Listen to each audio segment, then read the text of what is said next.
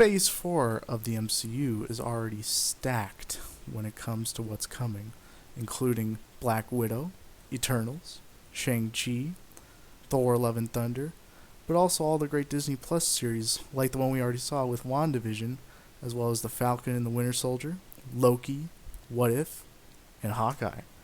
But there's one movie that stands head and shoulders above the rest, based on the possibilities alone, and that is Doctor Strange in the Multiverse of Madness. I'm going to tell you exactly why Doctor Strange 2 is the best upcoming MCU film. Now, for starters, and I think this is most important, Sam Raimi. Sam Raimi is coming back to direct this movie. This man hasn't touched a superhero film since Spider-Man 3, which, while is a great film thanks to him, was also muddled because of the studio interference. But thank goodness he's back in the good hands of Kevin Feige and the rest of the Marvel crew, because this is huge. This is the movie that will introduce us to the multiverse, which can lead to so many things, such as returns, maybe, of, I don't know, Spider-Man. Because I'm telling you now, I don't think Andrew Garfield and Tobey Maguire will be much of a role, if any, in Spider-Man No Way Home. I think these characters would make a lot more sense appearing in the Multiverse of Madness, which would be fantastic. But again, just think of the possibilities having Sam Raimi back to direct a superhero film.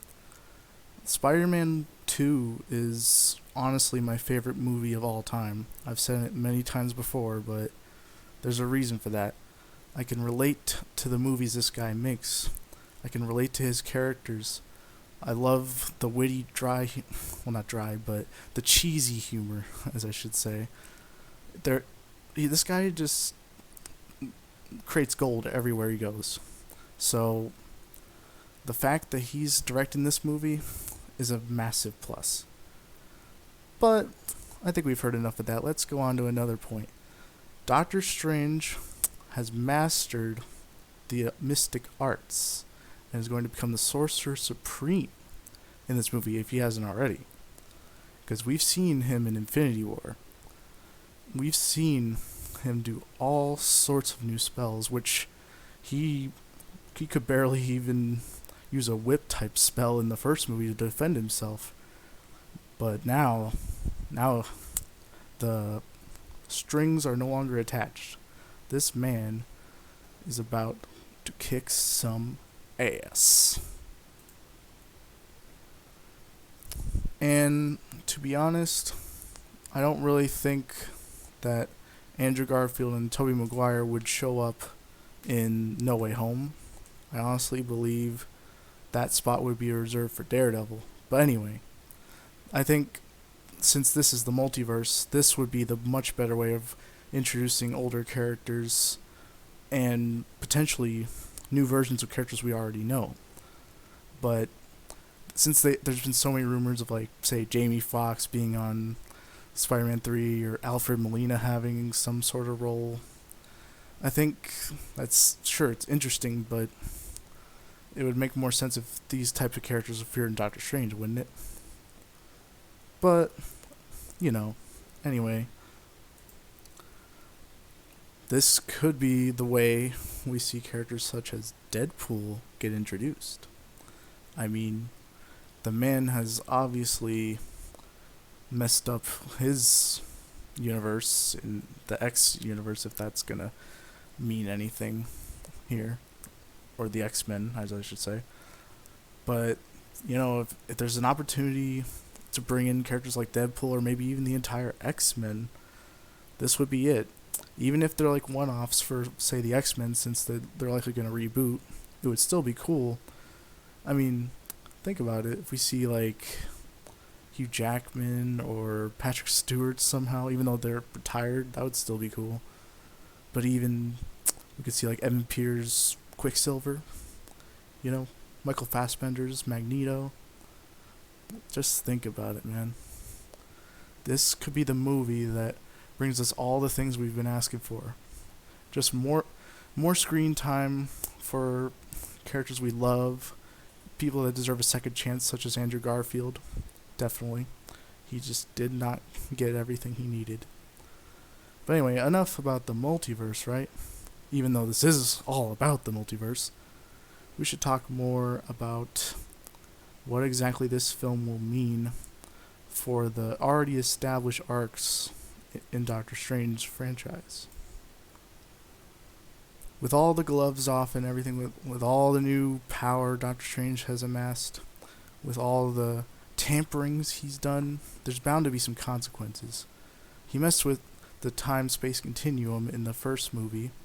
He gave up an Infinity Stone in Infinity War. This man has, well, he's certainly messed it up. As Baron Mordo said, there will be consequences. They will collect. So, let's just say maybe the multiverse will punish the actions he has made happen. Mordo obviously should make an appearance too, which is exciting for me since I've been waiting for this arc to be concluded for like, man, it's I guess it's like 5 or 6 years now, which is crazy. I feel like the sequel should have come sooner, but at the same time, there was a lot of story and baggage to be told before we got Doctor Strange 2. But now we're finally getting it, and it's a lot bigger than I could have imagined. We're going to have horror elements, which is fantastic. With a guy like Sam Raimi directing, there's really endless possibilities. There's going to be great writing, great humor, and relatable characters. Those are like his 3 tropes. After watching WandaVision and seeing all that character went through, it's especially exciting to see that she's going to play a major role in this movie. And if anything, she might be able to not only match the powers of Doctor Strange, but maybe even exceed that. I mean, it's certainly going to be fascinating watching Doctor Strange meet the Scarlet Witch. Obviously, I don't think he's going to be fully accepting of her when he sees her, especially if he heard about the events of Westview. But man, with that kind of power, we're gonna see some real epic battles. I've been wanting nothing more than to see magic in the MCU and magic at its full potential. I don't know. I'm a magic guy. You know, I named myself Warlock Waluigi after all, so I cannot wait to see what kind of craziness we get in this movie. And if we're talking more about Wanda, just think about the possibility of her meeting a version of Quicksilver in the multiverse, which, you know, that would be quite alarming to her, and maybe even seeing a different version of herself. If it's anything like the X-Men, she'll be a lot younger.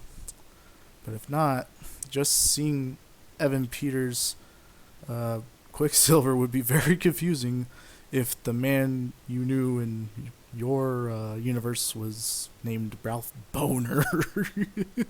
So funny, right? Oh, man. Save Quicksilver. But anyway. So far, we don't know a whole lot about this movie other than the theories that everybody is making up, which, you know, is certainly a fun one. But at the same time, we don't want to get our expectations up too high. And yet, somehow, they might not be high enough. I cannot even fathom what they're going to do. It's fascinating to me. It's almost like Marvel holds all the keys to every forbidden door now. So it seems as if the possibilities are infinite, and that's just exciting for me. Like, this is the best possible step for the MCU, is to enter the multiverse. DC will likely do the same thing, and it'll just be a great competition between the two, which for me is fantastic. It doesn't mean one's gonna try to do better than the other, or anything like that. It's just it's good for there to be competition between Marvel and DC, and I absolutely think they're gonna pull out all the stops, even if it's hard to get actors like Tobey Maguire and Andrew Garfield back into the fray, or even Hugh Jackman or Ryan Reynolds. But seeing all these characters again would give us so much pleasure.